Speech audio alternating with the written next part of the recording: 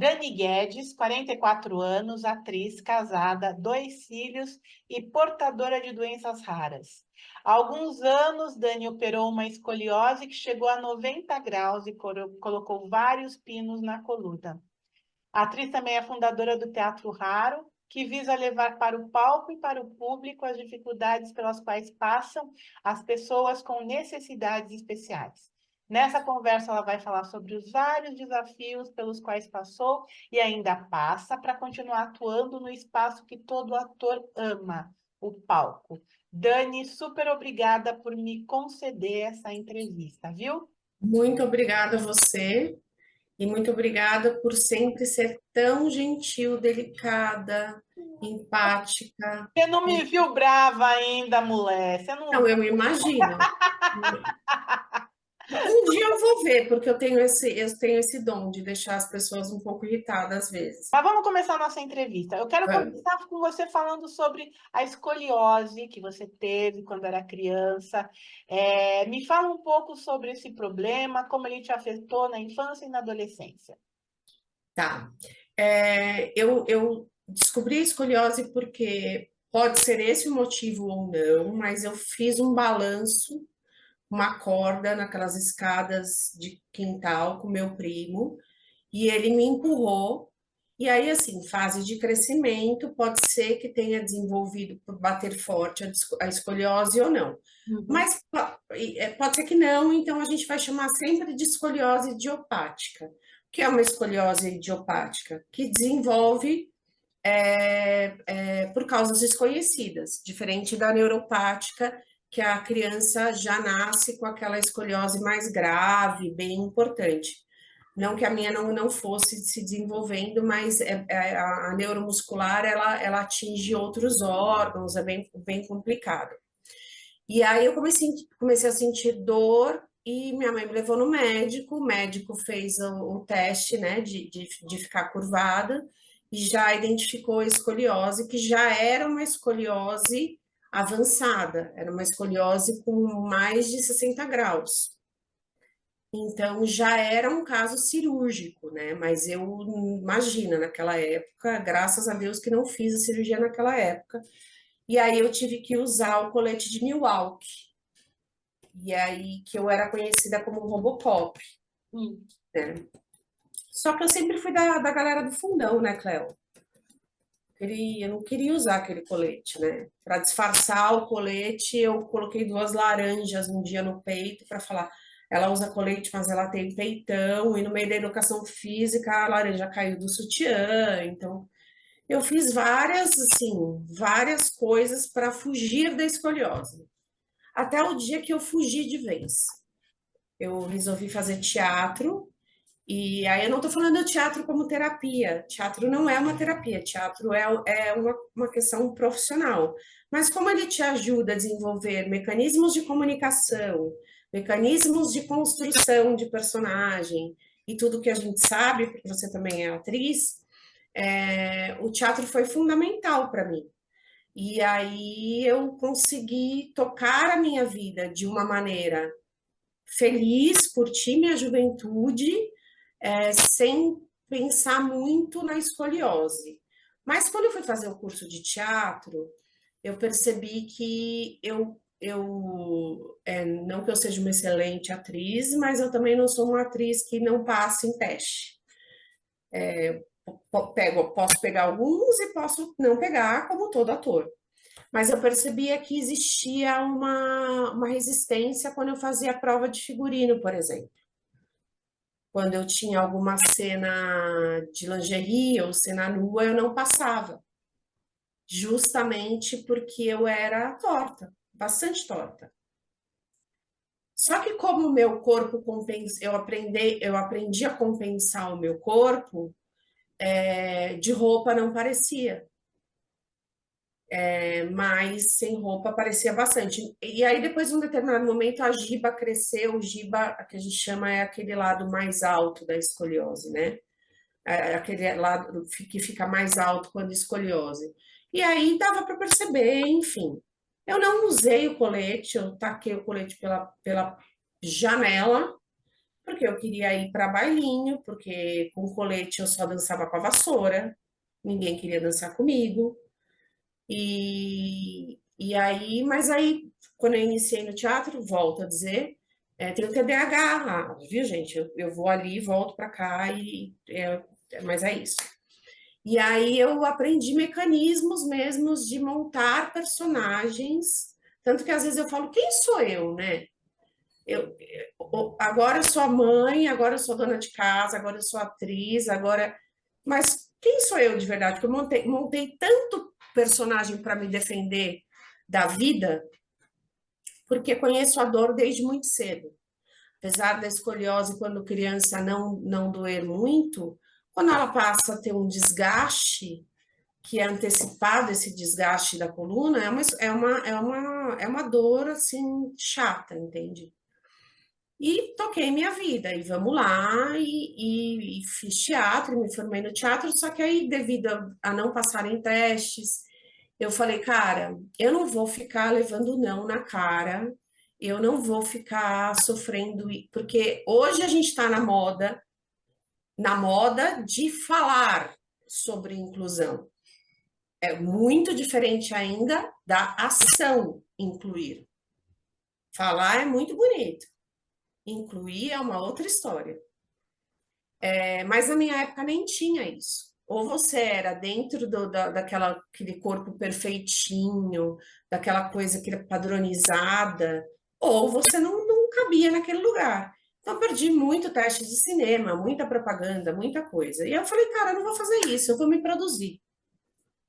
Mas aí eu tive uma pausa que aí, né, eu queria fazer faculdade, queria continuar estudando, e aí surgiu a oportunidade de eu trabalhar numa Secretaria de Cultura, e lá eu fiquei um tempo, muito tempo da minha vida, aliás, mais de 10 anos, 13 anos trabalhando na Secretaria de Cultura, onde eu também sofri abusos relacionados à minha doença, porque as pessoas não acreditavam, porque eu nunca me vitimizei muito. Então, eu pegava peso, fazia eventos culturais que não deveria, ficava em pé demais, enfim, todos os tipos de abuso eu sofri, mas passou e aí, num determinado momento, eu voltei para o teatro, muito provocada pelo meu diretor. Em 2014, eu retornei aos palcos. Você quer falar alguma coisa? Eu falo muito, pode me Quero o interromper. nome do seu diretor. Ricardo Leite, maravilhoso, já sabe, os textos dele são incríveis. É, E a gente tem uma parceria, assim, desde quando eu comecei a fazer curso de teatro, ele era dono de uma produtora e eu fazia aqueles cabeções, sabe? Eu era o Simpson, eu era a bruxa. Inclusive, tem uma passagem que eu tava fazendo uma festa de sereia e o cara ricaço lá, inclusive conhecido, não queria pagar porque falou que a sereia era torta. Deixa eu só desligar aqui, o negócio tá fazendo barulho, pelo amor de Deus. Voltei? Estou Voltou, aqui. voltou. Então, você sofreu preconceitos, inclusive, das pessoas que contratavam o grupo de teatro? Não era grupo, né? Na verdade, era festas infantis que a gente fazia e tal. E eu fazia muito, assim, fazia de princesa. Só que quando eu tinha que colocar, por exemplo, um top e uma saia de sereia, aparecia. E as pessoas questionavam, né? Era feio na época. E, e passei por preconceito com namorados também, que não tinham me visto de biquíni. Quando me viram de biquíni, zoaram com a minha cara, mas eu, muito esperta, já dei uma resposta em seguida para calar a boca. E assim, eu não sei se era uma defesa, eu passei a acreditar que aquilo não me atingia. Então, antes de deixar as pessoas tirarem sarro de mim, eu própria tirava. É um mecanismo de defesa também, né? Eu desarmo o outro para que não me machuque. Então, eu faço a piada comigo para não dar oportunidade para o outro fazer. E Uhum. aí voltei, né? Voltei a trabalhar com o Ricardo Leite em 2014 e assim, peça, peça, peça, peça, peça, peça, peça atrás de peça, muitas, muitas, muitas, muitas. Só que em 2017, a E gente já tinha feito. perguntar, nessas peças, a questão da escoliose, elas não, os seus personagens não eram comprometidos. Essa questão não chegava no palco. Como é que você lidava com isso? Não chegava. Por quê? Porque durante todo esse período eu aprendi ainda mais compensar o meu corpo. Hum, Então, de figurino, eu tinha até uma cena que eu fiz no espetáculo que chamava Filme B, que era uma troca de roupa em cena, que era nua, que a luz, o jeito que era feito não parecia. entendi, entendi. E aí foram muitos espetáculos, muita viagem, fazendo muita coisa. Só que em 2017 eu estava fazendo um musical no Banco Ronda Hall. Já sabendo que eu já tinha tido filho, já tinha adotado filho, já tinha feito tudo, já estava casada. Eu bati o pé mais forte no palco, numa dança de salto. E como minha escoliose, agora corrigindo, porque esses dias eu vi o raio-x da cirurgia, não tinha 90, eu tinha 98 graus, quase 100 graus de escoliose Hum. torácica e mais 42 lombar. Então, assim, era realmente muito grave. O meu pulmão esquerdo, ele era bem menor referente em relação ao direito.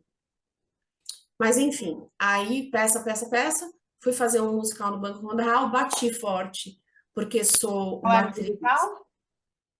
Era Bar da Noite, Tá. em homenagem ao Nelson Gonçalves. Então, Uhum, eram todas as músicas do Nelson Gonçalves, era uma delícia o espetáculo. uhum. E eu bati mais forte o pé no chão e no palco, e aí eu grudei, encostei a minha costela na minha bacia. E aí essas dores se tornaram incapacitantes. E aí eu falei, meu, eu tô sozinha no mundo, porque ninguém opera com a minha idade, Você operou quantos 37. anos? Na época que eu bati, eu tinha 37. Aí o que aconteceu?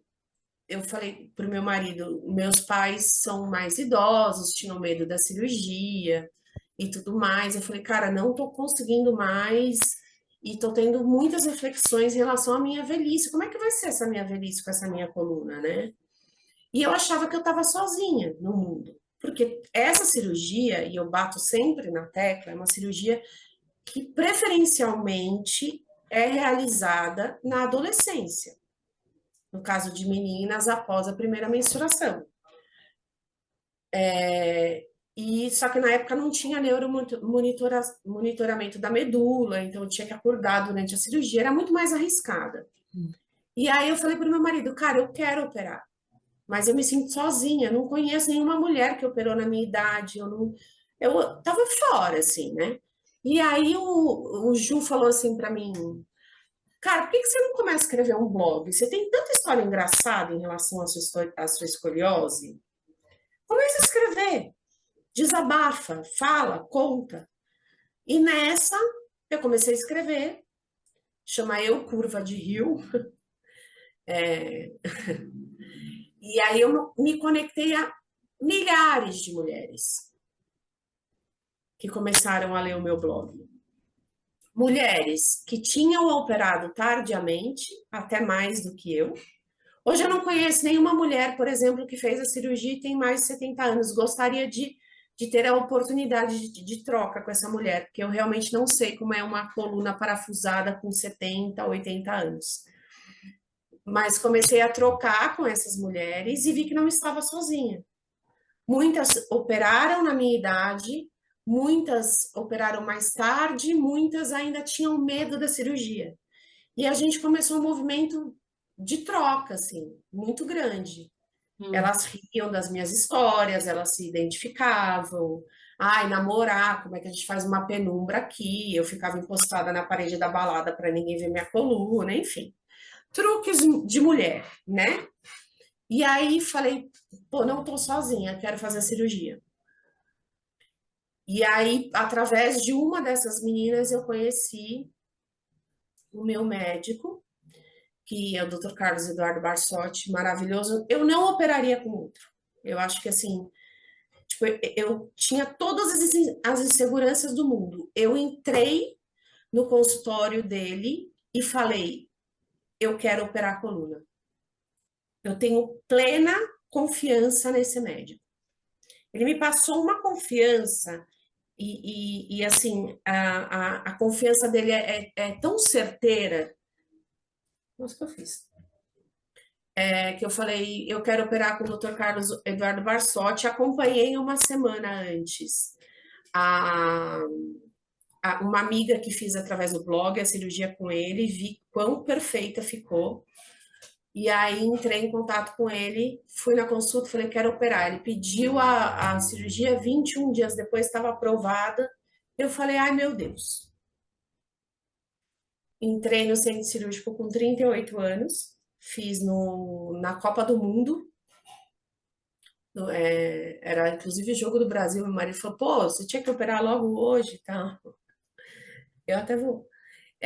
Você tinha que operar logo hoje. Aí eu entrei no centro cirúrgico, com toda a confiança do mundo do meu marido de um lado, da minha ex-chefe do outro. A minha mãe eu achei um pouco pesado levá-la no dia, e porque já é uma pessoa idosa, já tem 84 anos, então, e 365 mil infartos. Falei, vou poupar os meus pais, e fui com toda a segurança do Dr. Carlos, do meu marido e da minha chefe. Entrei no centro cirúrgico, saí 10 horas depois, completamente diferente do que eu era. O que foi feito na sua coluna? Basicamente, ela é feito uma, são fraturas, né? Para esticar a coluna até onde o corpo aguenta, por isso que hoje tem o neuromonitoramento, e aí é colocado pinos e hastes para ser consolidada de uma forma reta, né?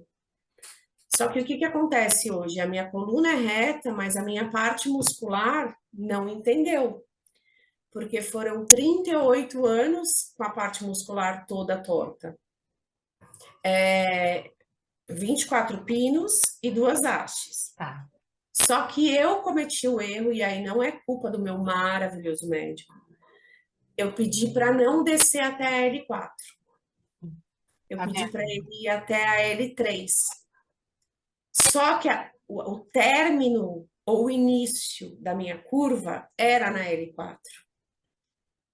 Então, eu acabei causando não era o que ele queria descer. Eu fiquei com medo de não ter mais mobilidade no palco, descendo mais uma vértebra. Acho que não ia interferir em absolutamente nada. E aí sobrecarregou a L3, e a L4. Mas isso foi uma escolha minha, e um dia talvez eu tenha que arrumar, porque o pino deu uma soltada, tá um pouco solto. E por conta de tudo que veio depois, o tumor, tem uma perda óssea grande e tal. E aí talvez um dia eu tenha que arrumar. E só arrumaria com ele também. E só que quando eu operei a coluna, eu comecei a ter algumas alterações neurológicas, que eu achava que era devido à cirurgia de coluna. Porque a cirurgia de coluna é uma cirurgia que mexe com a parte neurológica, né? Medula e tudo mais, né? Então, eu comecei a perder a visão esquerda, comecei a sentir o meu nariz mais largo, comecei a sentir minhas mãos maiores, os meus pés maiores, mas esqueci de contar que, porque eu era da galera do fundão, estava na empresa, no mundo corporativo, e andei de patinete de salto e coloquei 3 pinos próximos da aorta torácica. E elas podiam abaular a minha aorta e eu ter um Você andar de aneurisma. patinete, teve um acidente e aí teve problema nos pinos. Isso, aí eu tive que tirar esses 3 pinos de Tá, urgência. tá. E aí, na recuperação dessa cirurgia da retirada dos pinos, Hum. eu continuei percebendo essa perda de visão. Eu continuei percebendo esse aumento nas mãos, um inchaço que não melhorava, parecia que eu não, não era gordura de comer saudável, era uma coisa inchada, me sentia inchada. E aí entrou na pandemia. Eu estava em recuperação dessa segunda cirurgia. Fui deitar, errei a cama, mas eu não errei a cama assim de 5 centímetros. Eu errei de 1 metro, acho que eu estava com visão dupla. Tipo, eu fui deitar numa cama inexistente. E aí a minha coluna ficou pesada, então eu comecei a achar que tinha mexido com os pinos novamente.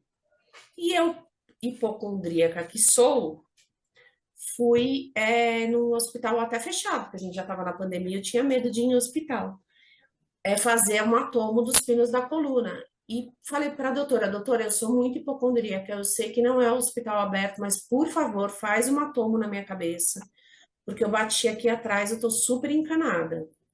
Ela falou, cara, a gente não foi. Eu falei, pelo amor de Deus, doutora, eu preciso. Ela fez. Aí ela voltou assim, Dani, não tem nada com seus pinos, tá tudo ótimo com a sua coluna. Eu não sei se você já sabia, mas você tem um tumor enorme na hipófise, na cabeça. Eu falei, o que? Aonde? Hipótese? Hipófise? O que é isso? Eu nem sabia o que era isso. Ela falou assim, olha, é a mãe, é a glândula mãe do corpo humano. Ela fabrica todos os hormônios, ela é responsável pelo funcionamento do corpo humano. E seu tumor é grande, me espanta você não saber disso até agora. E normalmente ele costuma ser benigno, o que pode acontecer é ele ser produtor de algum hormônio, normalmente prolactina, mas o meu era de GH, que é o hormônio de crescimento, então imputo um pouco disso a minha gravidez, eu já devia ter esse tumor, que era produtor do hormônio do crescimento, e na gravidez a minha escoliose piorou, por conta de produzir esse hormônio em excesso. E aí saí de lá desesperada, liguei pro Cadu, eu chamo meu médico de Cadu. Ai, pelo amor de Deus, Cadu, tem um tumor na cabeça, me ajuda, o que que eu faço? Ele, calma, vou te fazer um pedido de ressonância, faça a ressonância. Dependendo do que te der, eu vou te colocar na mão do melhor neurocirurgião do país. Fica calma. E aí deu, né? Quase 5 centímetros. Um tumor muito maior que a hipófise, porque a hipófise é do tamanho de uma ervilha. Ele envolvia toda a hipófise. E aí fiz os exames de sangue, deu que ele era produtor do hormônio de crescimento. Mas assim, muito produtor. E eu já estava com rebaixamento do que o asma óptico, então eu por isso a questão de estar perdendo a visão esquerda, por isso a questão da acromegalia, que é o gigantismo do meu nariz ficar maior, minhas mãos maiores, eu me senti inchada. Aí eu passei no neuro, o neuro já, acho que o meu médico falou para ele, ó, cuidado que ela é louca, ela é ansiosa, menos informação possível. E as informações que ele me passou foi assim, olha, você tá vendo que você tá com a carinha, tá ficando com a carinha da Fiona? Então, vai ficar tudo lindo, magrinho. Eu achei que eu ia ganhar uma cirurgia plástica. E falei, vamos marcar para a semana que vem essa cirurgia. Imagina, eu quero muito fazer isso. Só que não era bem assim, né? Eu entendo o posicionamento dele de não me assustar, mas não era nem de longe nem aquilo que é a realidade. Eu perdi toda a hipófise, não deu para salvar nada. Então eu fiquei, é um tumor raro, e aí eu fiquei com comorbidades raras, Então, que chamam panhipopituitarismo, inclusive é a mesma hipopituitarismo, é a mesma doença da órfã do filme. Ela não produz o hormônio do crescimento, por isso que ela se mantém com aquela cara e sempre naquela estatura baixa. Eu fiquei com diabetes insípidos, que hoje mudou o nome para deficiência da vasopressina, eu não produzo o hormônio que regula a urina e que filtra o rim, né? Então, eu tenho poliúria, então eu tenho incontinência urinária. eu uso roupa íntima e não tenho o menor problema em falar isso, porque a gente passando o processo de aceitação, a gente começa a aceitar e tentar ser feliz com tudo que a gente tem. Uhum. Eu tomo 12 litros de água se eu não tomo a medicação e faço 12 litros de xixi. E é uma medicação que, ironicamente, essa eu sou sensível. Se eu tomar o valor ideal dela, eu tenho hiponatremia, meu sódio cai, eu posso entrar em coma. E também insuficiência adrenal, que essa também é a principal, que eu não fabrico cortisol, que é conhecido como hormônio da vida. Ele é responsável por toda a parte de batimento cardíaco, imunidade e estresse. Estresse no sentido físico e emocional. Se meu corpo está em estresse de ter uma gripe, eu tenho que dobrar a dose de cortisol. Se eu estou com estresse emocional, eu tenho que dobrar a dose. Só que eu ainda não sei qual é o limite. Quando eu tenho que dobrar de fato, ou quando eu só estou um pouco nervosa. Porque nervoso todo mundo vai passar, ou só quando a minha gripe não é tão forte que eu tenha que dobrar. Então, por conta disso, eu sofro diversas internações por conta da crise adrenal. Depois de me acidentar, eu ainda consegui fazer a mais forte do Strindberg, no Teatro Augusta, sem adaptação às minhas doenças ou doenças raras. Mas eu topei, a gente começou a ensaiar no Teatro Sérgio Cardoso, só que ainda com muitas inseguranças de não saber se ia conseguir decorar o texto, se ia conseguir ter domínio sobre o meu corpo no palco, porque eu subo em lugares que pessoas dizem que eu sou até irresponsável, mas eu não sou. Eu tenho visão e plena atenção sobre mim no palco. É incrível, né, Cléo? Que no palco, tipo, a gente muda toda a nossa percepção e tudo aquilo que não funcionava fora, dentro do palco, passa a funcionar com 100% de atenção. Eu posso saber o porquê de tudo isso? O que foi? O que aconteceu?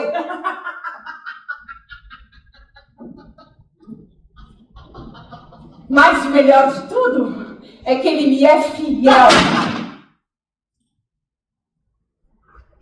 Disso eu tenho certeza.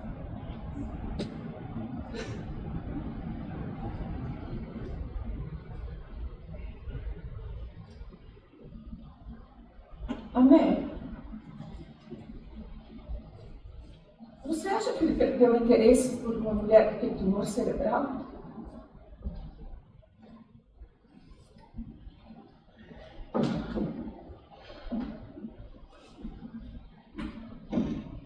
Tá, mas deixa eu te fazer uma pergunta. Você fez a cirurgia da escoliose em 2014? 2018. 2018. E a cirurgia para retirada do tumor?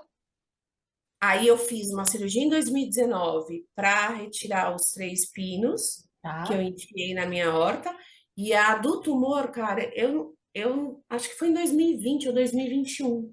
Acho que foi no meio da pandemia. Uhum. Você fez a cirurgia Você foi demitida quando? Depois que fez a cirurgia da hipófise? Foi. Tá. Eu ainda retornei e trabalhei mais de um ano com alta performance e tudo mais, mas sabendo que precisava mudar de área, porque eu trabalhava numa área sensível de enfim, de ocorrências sensíveis que eu não estava conseguindo lidar, enfim. E aí voltei a fazer a mais forte, a ensaiar a mais forte. Mas um dia eu tive um insight no meio do ensaio no Sérgio Cardoso, falei, Ri, não, não, não, não, não, não. Eu preciso levar informação através da minha comunicação, da minha arte, para que mulheres não passem tudo que eu passei. Eu preciso transformar isso em informação, não sendo um teatro assistencialista, não é isso, mas é um mecanismo de informação e de inclusão e de falar sobre tabus. Que tabus? Menopausa precoce. Um dia, do nada, eu virei um deserto.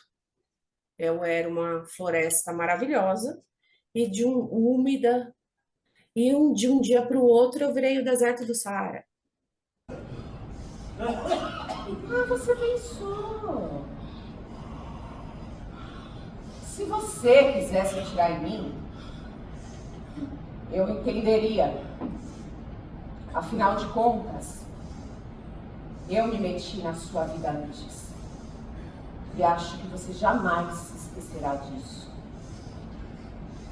Maldito tumor!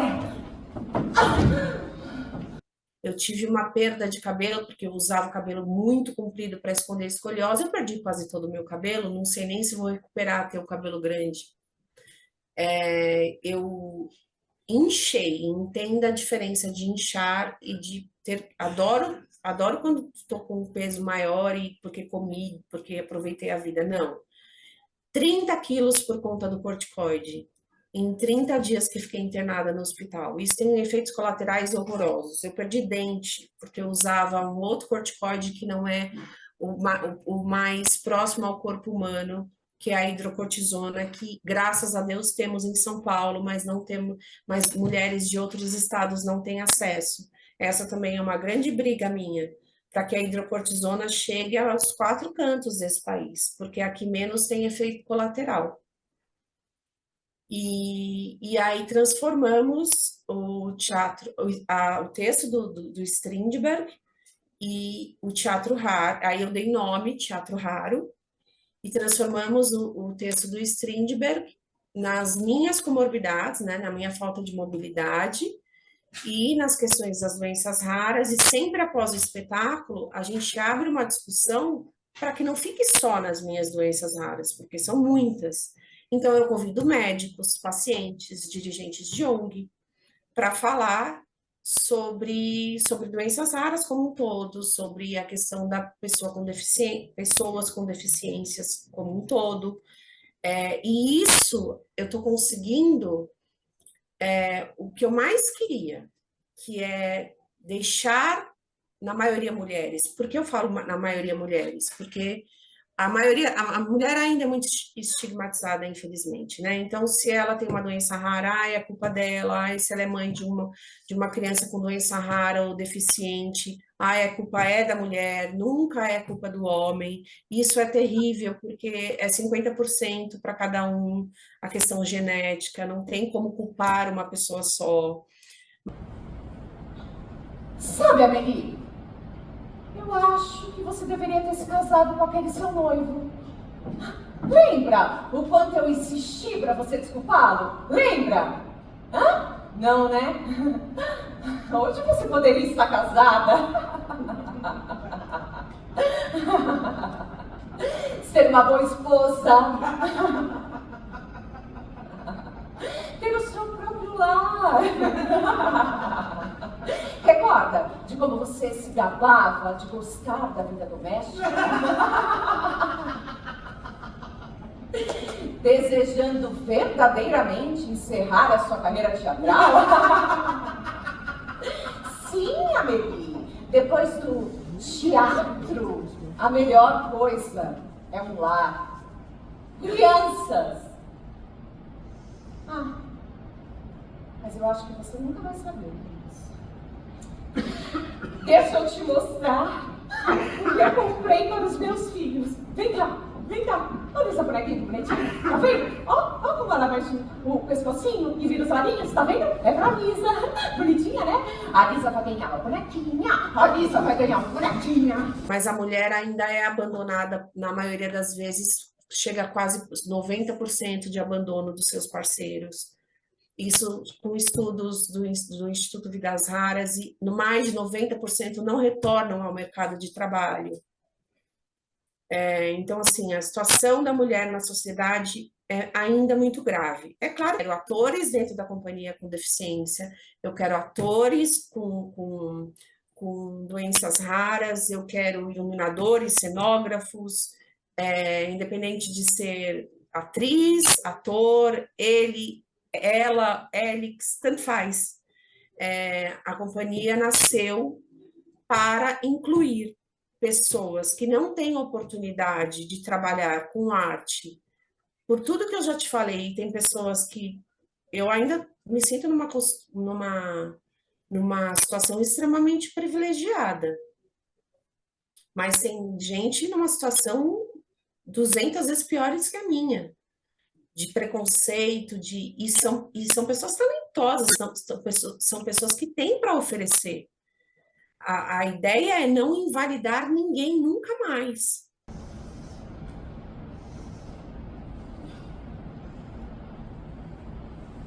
Tá vendo essa bengala? É para minha cara metade. Eu mesma enfeitei com tulipas. Eu as detesto. Mas o meu marido gosta de tulipas em tudo que é dele.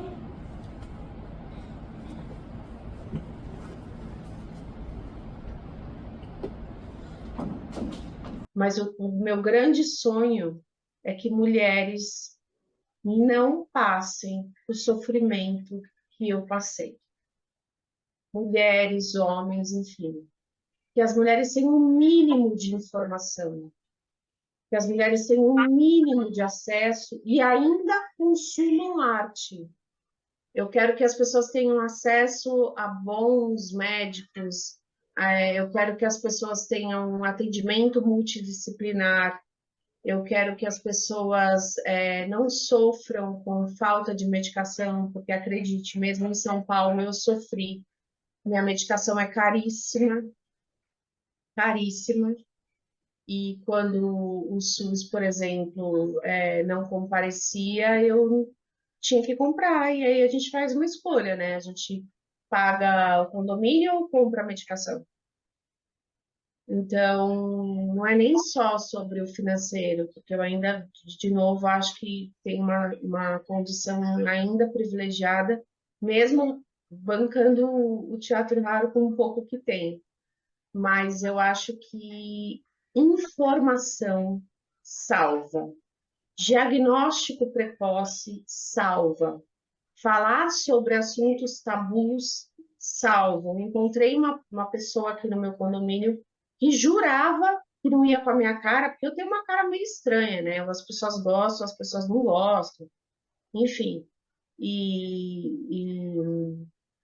e também porque sou muito desatenta, às vezes eu vejo a pessoa cumprimento, às vezes passa e eu não sei nem quem é, enfim, confusa, maluca, né? Maluca.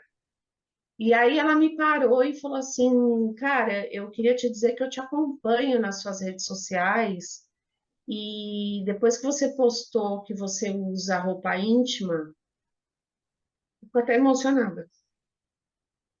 Porque assim você pode ter um teatro lotado. Se você conseguiu mudar a vida de uma pessoa, você atingiu o seu objetivo.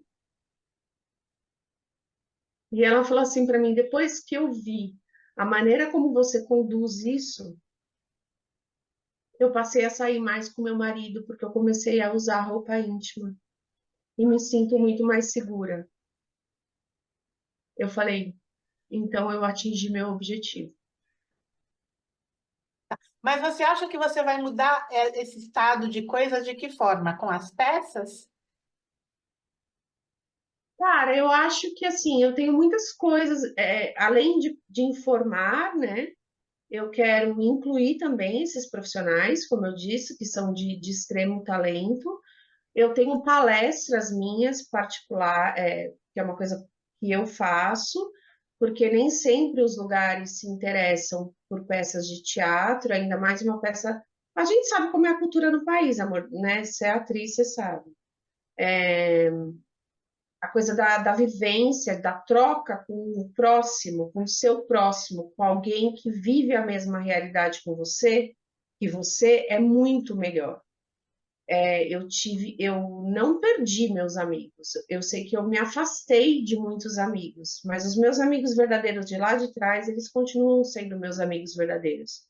Mas as pessoas que eu me sinto mais confortável em falar são pessoas que vivem situações próximas a mim, porque é, elas me entendem, elas entendem a minha dor.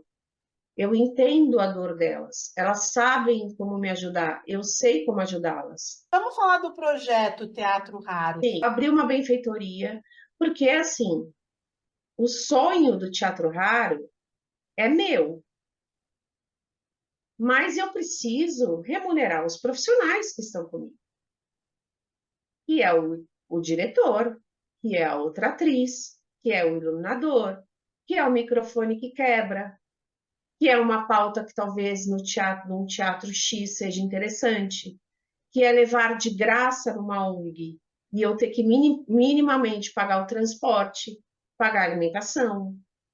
E hoje eu não tenho nenhum tipo de aporte, não tenho. Eu faço mesmo porque eu quero fazer. E aí eu faço mesmo um apelo, assim, tipo, eu acho que até é ruim fazer isso, mas que as pessoas acreditem nesse projeto, porque é um projeto que, assim, eu não sei quanto tempo eu tenho de vida, mas eu tenho certeza que eu vou deixar ele de herança para alguém da sociedade. E que isso vai crescer, vai crescer, vai crescer, vai crescer. Talvez eu não tenha tempo de colher os frutos, não só financeiros, mas os frutos do tão grandioso será. Talvez eu tenha que parar antes por questões da minha coluna, nananana. Mas eu tenho certeza absoluta que isso é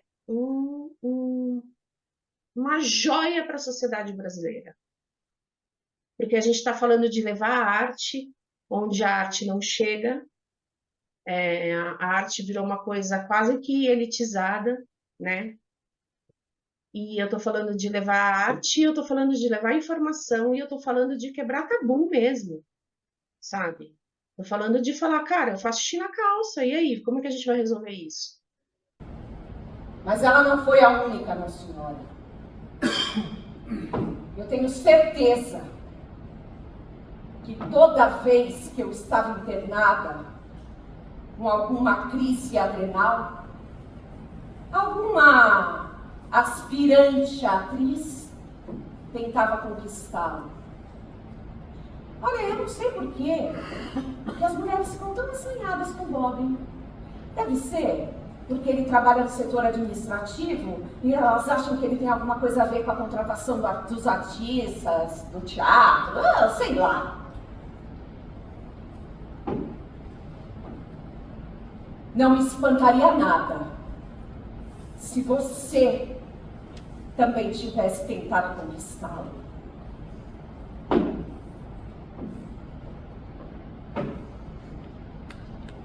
Nunca confiei em você. Me traz um café? Então, por isso que eu peço que as pessoas ajudem, assim, sabe? Porque hoje eu tenho só a mim e meu marido, meu diretor, que abre mão, atores de grandiosos que acreditam no projeto e fazem vídeo, mas todo mundo tem as suas questões, né? Financeiras e pagar conta e tudo mais. Então, eu sempre digo, faz o mínimo, um pouquinho que der, que para um projeto como esse já vai fazer a diferença. Eu não vou falar para o meu iluminador que ele não vai receber. Eu vou ter um iluminador de qualidade, porque o espetáculo merece um iluminador de qualidade. Ele não é obrigado a ser um voluntário do meu trabalho, né? Ele tem que ser remunerado por isso. Como eu também deveria, mas eu estou deixando a minha remuneração para depois, porque esse é um projeto de vida, e quando a gente tem um projeto, a gente primeiro investe nele. Tá. E para quem quiser colaborar com o projeto, como é que faz?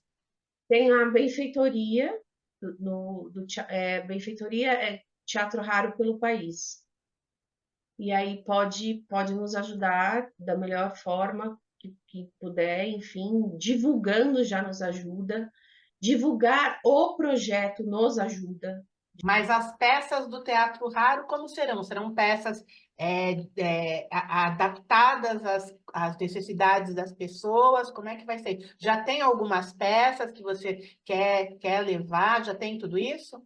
Já. A gente ainda está trabalhando o Stronger, é a mais forte, mas ela já está num desfecho, assim, né? tem um tempo que não dá para. Ela é a minha joinha, ela é a minha queridinha, mas assim, a gente precisa também levar uma coisa mais leve, uma coisa mais cômica, porque tem lugares que eu não consigo penetrar. Eu não posso penetrar uma mais forte dentro de um hospital, por exemplo, que eu toco em assuntos sobre abandono no meio de uma internação. E a intenção não é gerar desconforto em ninguém, é gerar identificação. E a partir dessa identificação vou conseguir passar por isso também. Então, eu tenho As Surtadas, que é uma peça sobre TDAH e neurodiversidade, entre a diretora e a atriz, então elas têm uma confusão ali para se entender. Eu tenho a versão solo de Stronger, que é eu falando para a plateia, como se a plateia fosse a Amélie. Eu tenho, o Ricardo escreveu As Respostas de Amélie, e eu fico muda e só a outra personagem me responde tudo que eu falei para ela.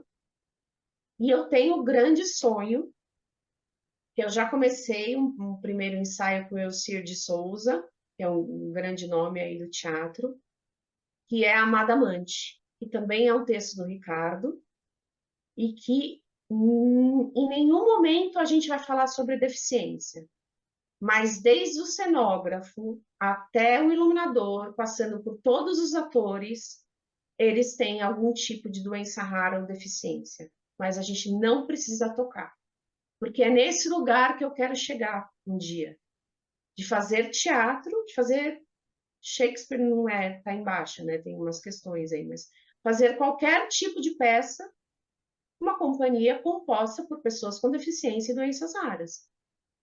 Eu acho que é o máximo da inclusão, sem precisar justificar.